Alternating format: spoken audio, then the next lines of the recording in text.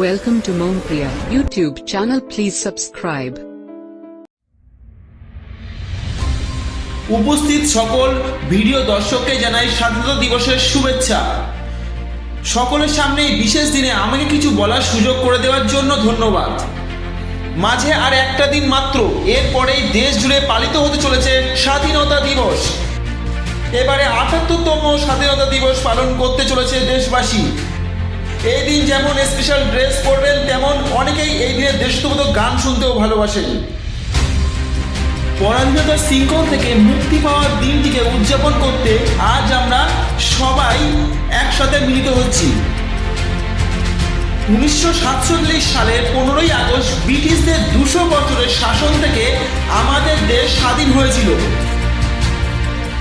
British শাসনে ভারতীয়দের ওপর চালানো হয়েছিল অকথ্য অত্যাচার। এই অত্যাচার পরাধীনতার বেড়াজাল থেকে ভারতকে ভারতবাসীদের মুক্ত করতে আত্মবলিদান দিয়েছে বহু বীর।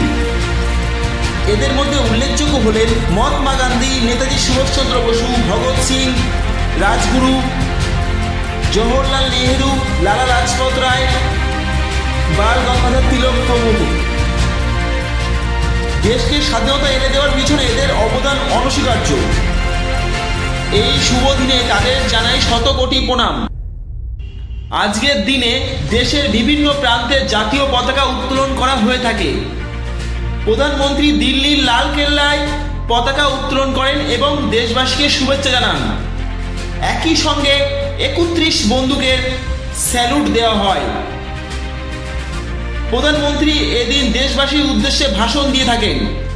সেনারা প্রধানমন্ত্রীকে এই দিন স্যালুট জানান। আজকের এই শুভ দিনে দেশের কল্যাণের জন্য নিজের কাছে শপথ গ্রহণ করুন। সব সময় দেশের জন্য নিজেকে উৎসর্গ করার অঙ্গীকার গ্রহণ করুন। ভারতের ৭৮তম স্বাধীনতা দিবসে আপনাদের সকলকে আরও একবার শুভেচ্ছা, অভিনন্দন এবং সম্মান জানিয়ে আমার বক্তব্য শেষ করছি। জয় হিন্দ। দেখা হচ্ছে পরের ভিডিওতে। ততক্ষণ ভালো থাকবেন, সুস্থ থাকবেন। নমস্কার।